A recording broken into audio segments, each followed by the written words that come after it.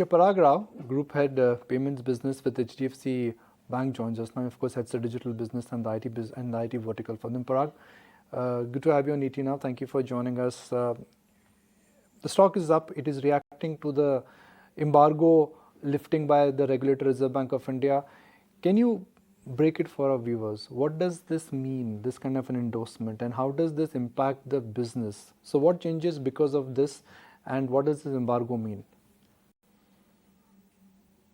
We did face a couple of outages on some of our core systems, which did impact the customer. The regulator took note of these and essentially in one line told us that whilst we have absolutely no issues with your growth plans and your strategic direction in which the bank is going, we would like you to sort of look at how you're investing further in infrastructure and your backbone so that one can sustain this growth. In hindsight, I think it was an extremely good direction and advice which the sort of regulator gave us. Obviously, they also said that in the interim, we would not sort of allow you to do two things. One was the credit card ban, which was we could not source any new incremental credit card customers. And at the same time, they also said that all your new digital initiatives which you're planning to sort of launch, we sort of put a temporary hold on them till such time you sort of strengthen and build up and demonstrate the capability to sort of manage this kind of growth. So in a sense, this was a good area, time for introspection. So as a bank, collectively, senior management, all businesses, and of course, technology and digital sort of relooked our entire architecture in the context of our strategy for the next 5 to 10 years. We sort of redrew our entire map of transformation and actually therefore launched what we call a transformation program in which we said that can we become a bank which is tech-led? In fact, the motto would be, can technology become the driver and the magnet to sort of get business for the bank? And that's how we started our transformation. In this context, this lifting of the embargo by the RBI, as you know, the first embargo was lifted on the credit card business in August last year. And since then, we sort of got back to our regular run rates and we have rapid growth plans on our credit card base.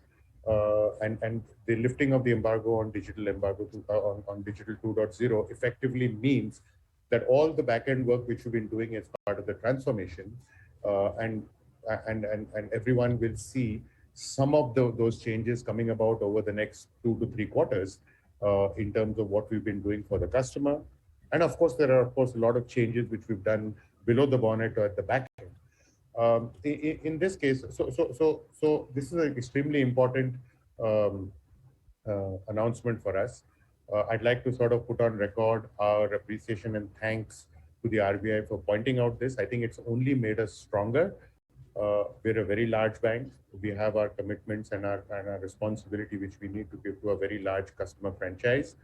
And so in that sense, this pause, if you may call so, in our growth, I think was a very good pause in that we are now far more better prepared for the next 5 years. So then what changes? I mean, can you give us the components of the digital economy going forward will be different from a customer, company, and the shareholder perspective? To cut it short, what we said was that we'll break up our strategy into 3 core parts.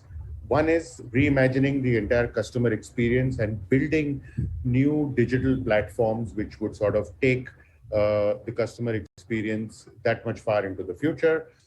The context has already been set over the last 5 to 7 years with the emergence and explosion of the digital wave, as you call in quotes.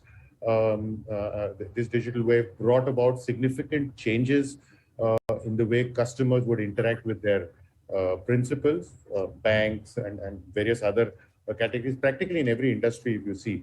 And so therefore, there was a different need of customers in this whole digital world. It's not that the erstwhile conventional world of interacting with your principals changed, but no, even you and me as customers sort of expanded our demands on the way our service providers sort of provided us products and services, in that coming to banking, I may still interact with my bank by walking into a branch. I may still interact with my bank by taking a phone call, and I may still interact with the bank by going to my net banking. But then I also may need to do 24/7 transactions late in the night by sitting at home or when I'm on the move on my mobile, etc., etc. All of this, in fact, therefore expanded the kind of needs and demands which the customers sort of expect from their institution. So reimagining customer experience and building completely new digital platforms to enhance customer value, one leg of the strategy. The second leg of the strategy, because we're a large bank managing the transactions of 60 million customers and by far the market leader in most categories, we also had to what we call refactor the conventional or refactor the core, as we would call it, which means take our existing infrastructure and modernize it. Right. So how significant is really PayZapp going to be towards this next journey of growth of HDFC Bank? And if you could tell us about any interesting initiatives that we can look forward to in the immediate future. So one immediate change you'll see over the next couple of months is when we relaunch our PayZapp 2.0, as you call it, on a completely new platform. Our aim is to be among the top 3 payment apps in the country. And you will see a significant ramp up, and PayZapp becomes not just a means by which we engage and provide the services of payments, holistic payments to our existing set of 60 million customers. At the same time, PayZapp will also be a significant engine for new customer acquisition using the payments route. So that's one key impact you will see during this financial year with the launch of PayZapp. We are another initiative which you should see soon, coming out soon, is our plans to launch a completely digital credit card. This will once again be on a completely mobile-only, elastic scale-ready platform, wherein customers can apply for a credit card, receive a credit card approval on the fly, provision it into his PayZapp or into his mobile, and start using that digital credit card, etc. So we reimagined this whole journey and said that how can we as the bank provide a holistic experience to the bank, giving him that whole, capturing that whole journey in which he goes through to take part in the process, while our core competency is obviously providing the customer the loan for him to be able to help finance that purchase.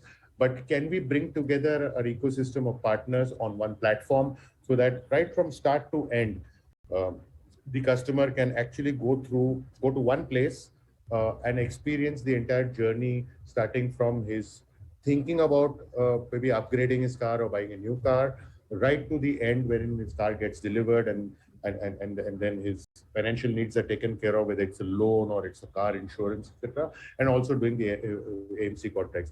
This is the Auto First portal. So you'll see a significantly different approach or an experience which customers would go through, especially when they buy their 4-wheelers and 2-wheelers. That's in summary the Auto First project. Just to give you, so these are 2-3 examples of how you'll see actually customers gaining and business also actually improving. Parag, I bet you must have upped your investments as well that you're putting into technology right now.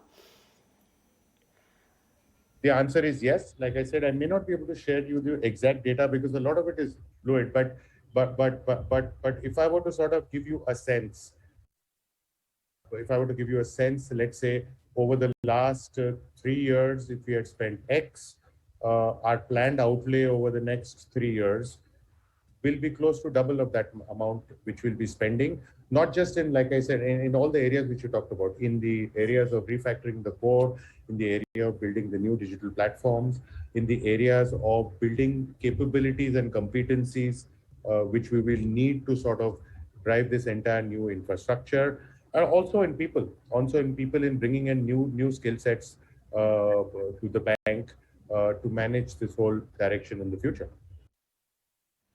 Parag, great to have you on the show and good luck. I'm hoping we'll speak again soon.